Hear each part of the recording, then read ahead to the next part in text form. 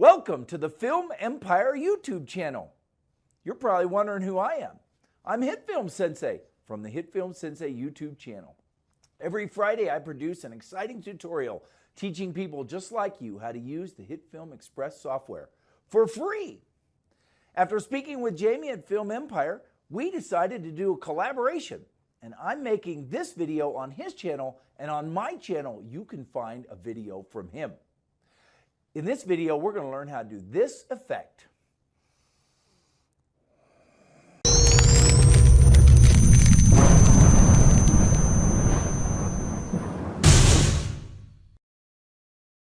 So actually, this effect is really easy to do. The first thing you'll have to do, of course, if you haven't already, is get the software. You can find the software at hitfilm.com.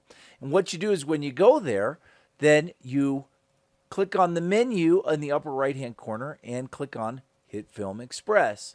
And it will take you to the page where you can click the Get Started Now and you can download. They'll have you jump through some hoops and do things like that, and then you'll be ready to go. After you have opened the Hitfilm Express software, then you'll import all of your footage into this media panel right here, and I have all my footage all ready to go. Now I have an editor timeline, I have my viewer, I have everything set up so that I can work with this footage. So what I'm going to do is I'm going to take my raw footage and I'm going to drag it and put it in my editor timeline. And you can see that it's about 40 some odd seconds, right? But the effect doesn't actually start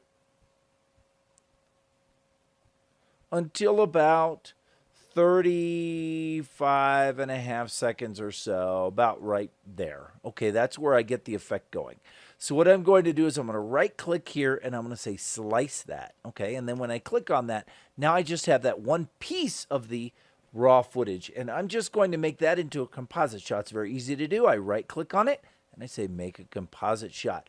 Click OK, and now I have a tab for the composite shot, which is here, and then I have a tab for the editor, which I can see, and everything that I do in the composite shot here will be reflected in the editor out here. Okay, so the first thing I need to do is I need to track my hand, because my hand actually moves.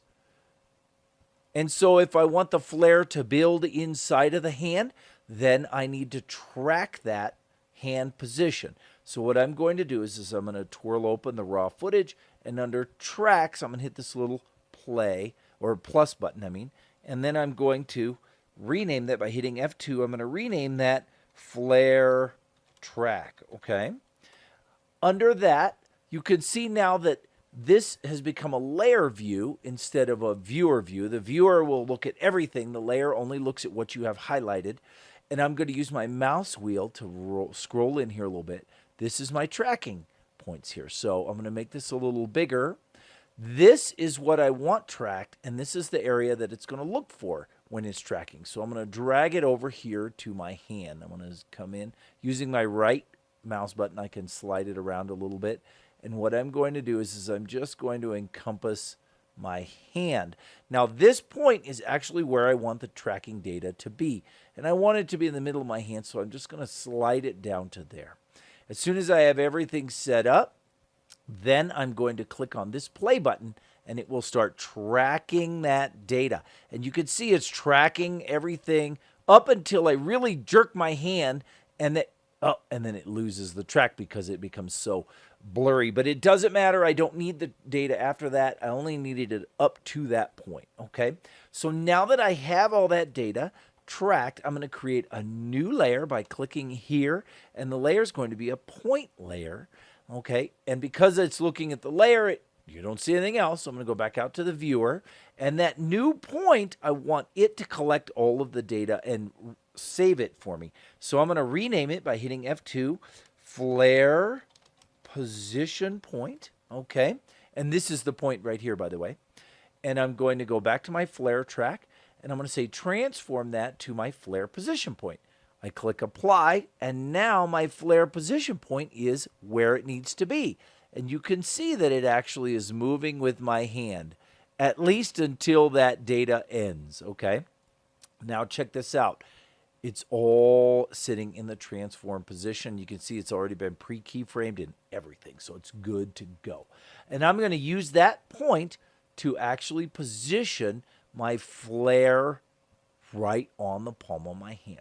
So now I need to create the flare. I'm going to go create a new layer, and this time it's going to be a plane layer that I'm going to call flare. And I'm going to make sure it's black and click OK. Now, that plane is now covering the entire screen. You can see it. And because it's covering the whole screen, you can't see anything else. So I'm going to right-click on it, and I'm going to change the blend mode from normal, which means cover everything, to add, which means only show what I'm adding to the plane, not the plane itself. Okay? So now that I have it set up, I can search in my effects for light flare, and there it is. And I'm going to drag it onto the plane. And there's my light flare. See, and I can move it around, right? I can move this around, which is the lens flare side of it. And I want it to basically sit on there, but I'm not going to put it there myself. Instead, I'm going to open it up, and under hotspot position, I'm going to zero out where it's at, so it's in the direct center of the plane now. And then I'm going to say use the flare position point, and now it's put it right on that hand. So when this plays, it moves with my hand, okay? So now I'm going to make it grow in my hand. And the way I'm going to do that is I'm going to keyframe the intensity.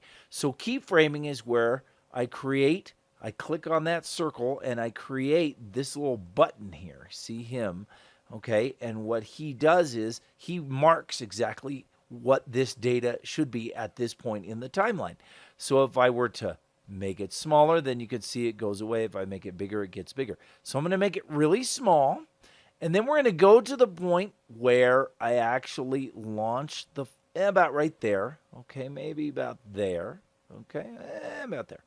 And I'm going to make it at about 1 now. So it's going to extrapolate that in between, and as it grows, or as the time goes on, it will grow brighter and brighter. But it's still tracked on my hand, okay?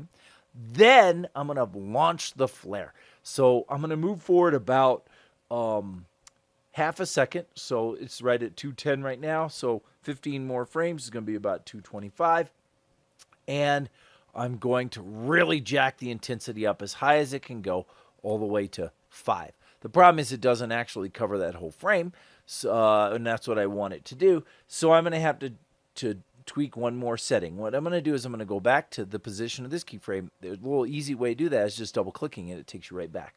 And I'm going to keyframe the scale, which is now at 600. And then by the time it gets to there, I'm going to move the scale of it up so it covers the whole frame.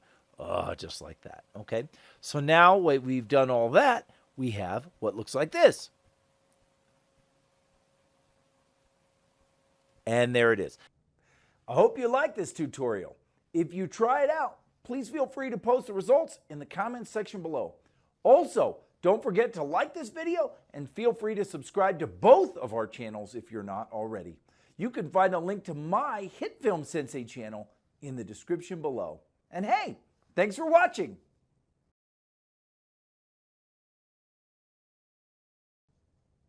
Welcome to the Film Empire YouTube channel. You're probably wondering who I am. I'm Hitfilm Sensei from the Hitfilm Sensei YouTube channel. Every Friday I produce an exciting tutorial teaching people just like you different ways to use the Hitfilm Express software for free. After speaking with Jamie at Film Empire, we decided to do a collaboration. I've made a video on his channel, and he on his, let me say that again.